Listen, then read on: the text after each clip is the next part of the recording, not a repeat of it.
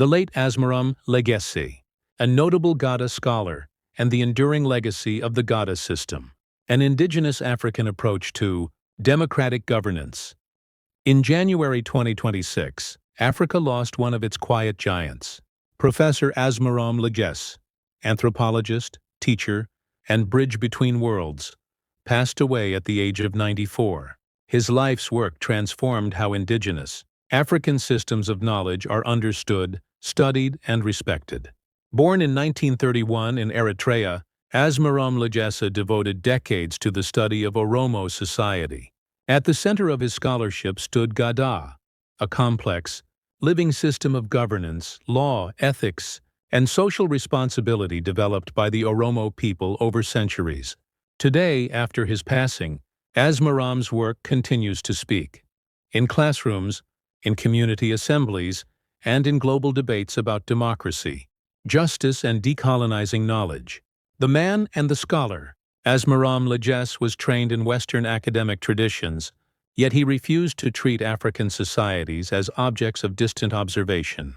Instead, he practiced anthropology as dialogue, patient, ethical, and grounded in respect. His fieldwork among Oromo communities was not extractive. He listened to elders, learned from oral historians, and treated indigenous knowledge as theory in its own right, not as folklore waiting to be translated into foreign concepts. His colleagues say, what made Asmerom different was humility. He did not arrive with answers. He arrived with questions and with time. At a time when African political systems were often dismissed as primitive or pre-modern, Asmerom insisted on a different frame, that Africa possessed its own intellectual traditions of governance, accountability, and social order. What Gadaa means in Oromo worldview. To understand Asmerom Legesse's contribution, one must understand Gadaa, not merely as a political institution, but as a worldview.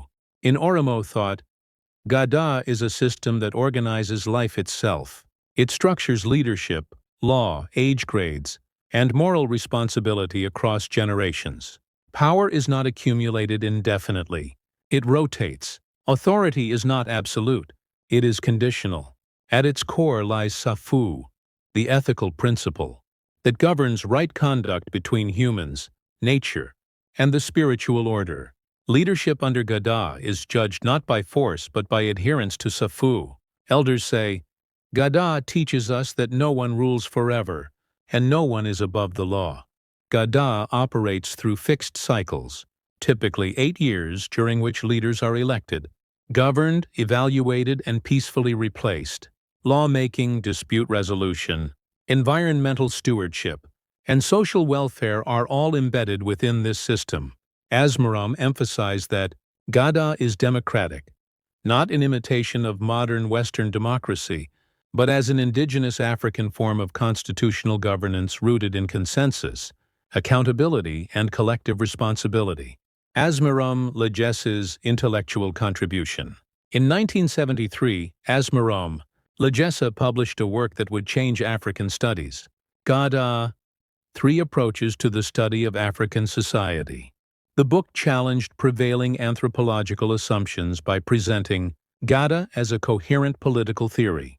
He demonstrated that Oromo society possessed a constitutional order long before colonial intrusion. 1. That regulated power, limited authority, and prioritized social harmony. Later, in Oromo democracy, an indigenous African political system, Asmerom went further. He argued that Gadaa offered lessons for contemporary governance, leadership rotation, inclusive participation, conflict resolution without permanent winners or losers. His scholarship influenced not only academics, but institutions.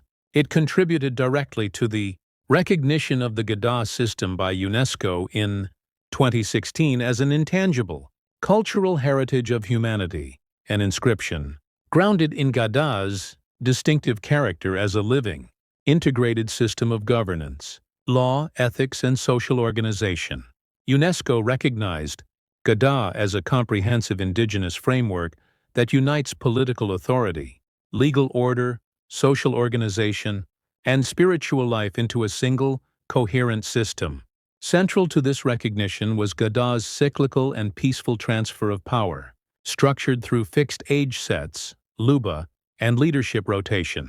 This design prevents the concentration of authority, institutionalizes accountability, and ensures that leadership is earned, time-bound, and subject to public evaluation, rather than inherited or permanently held.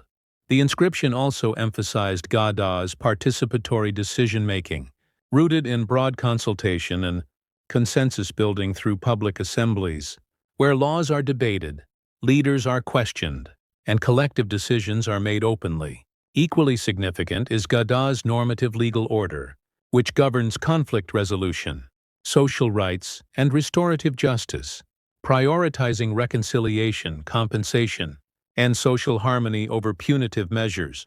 UNESCO further highlighted Gadaa's commitment to environmental stewardship and intergenerational responsibility, guided by Safuu, the ethical principle that regulates proper relationships between humans, nature, and the moral universe. The transmission of knowledge across generations through ritual practice, oral history, and lived experience was recognized as a defining feature that keeps the system dynamic rather than static.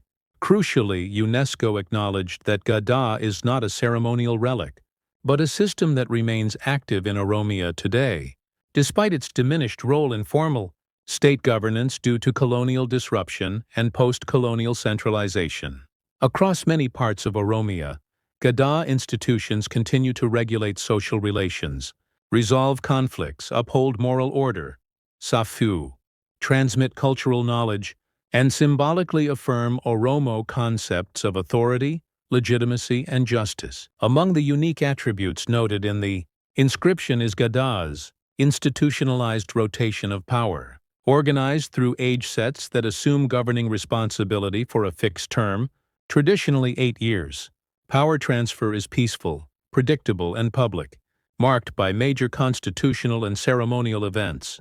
These include Bali Dabarsu, the formal transfer of authority from one age set to the next; Gumi Gayo, the General Assembly where laws are reviewed, amended, or reaffirmed; and the election and public confirmation of the Abba Gadaa, whose authority is conditional and strictly limited in time.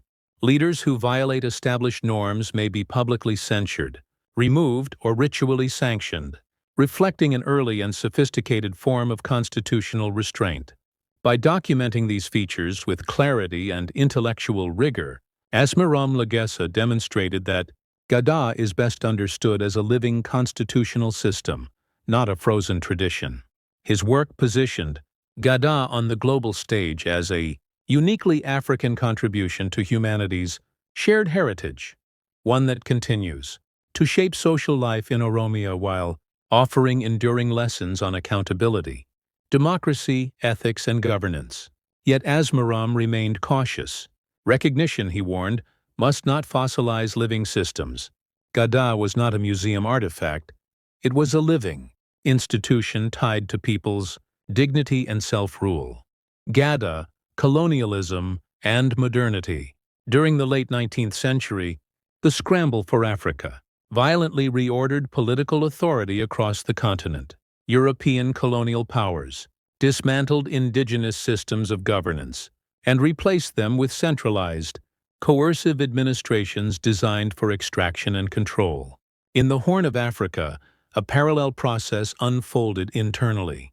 Menelik's southward expansion, occurring in the same historical moment as European colonization, incorporated vast Oromo territories into the Ethiopian Empire through conquest, land dispossession, and administrative centralization.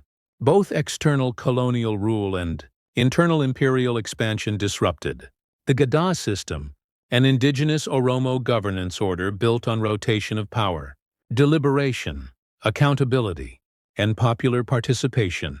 These systems were not defeated because they were ineffective, but because they stood in the way of centralized domination. Post-colonial and post-imperial states largely preserved this inherited architecture, treating indigenous institutions as relics incompatible with modern statehood. Asmerom Legesse's scholarship exposed this historical break. He did not romanticize the past. He challenged the assumption that modernity demands the erasure of indigenous governance. For societies fractured by conquest and colonialism, he argued, justice cannot be rebuilt without recovering suppressed traditions of accountability. African political traditions were not obstacles to progress, they were interrupted trajectories, waiting to be reconnected to the present. One of his friends affirms, Asmerom showed that African traditions were not obstacles to progress. They were interrupted trajectories. Legacy and continuing relevance. Asmerom Legesse was more than a scholar. He was a bridge between elders and students, between oral memory and written record, between Africa and the world. He remained active in the Oromo Studies Association for decades, receiving a Lifetime Achievement Award in 2007. Even in his later years, he continued to mentor, advise, and challenge younger scholars. Today, debates about governance, environmental crisis, and democratic renewal increasingly turn toward indigenous knowledge. In these conversations, Asmerom's voice is still present. Asmerom Legesse passed away on 31st January 2026. According to his family, he will be laid to rest on Saturday, 7th February 2026, at the Oromo Christian Church in Rehoboth, Pennsylvania, United States. Though he will be buried far from the landscapes he studied, he remains deeply connected to the people, whose histories and voices he devoted his life to preserving. His legacy endures not only in books, but in the continued life of Gadaa itself, a reminder that democracy has many histories, and justice many languages. In remembering Asmerom Legesse, we are reminded that knowledge, when rooted in respect, can outlive its author and continue to shape the future.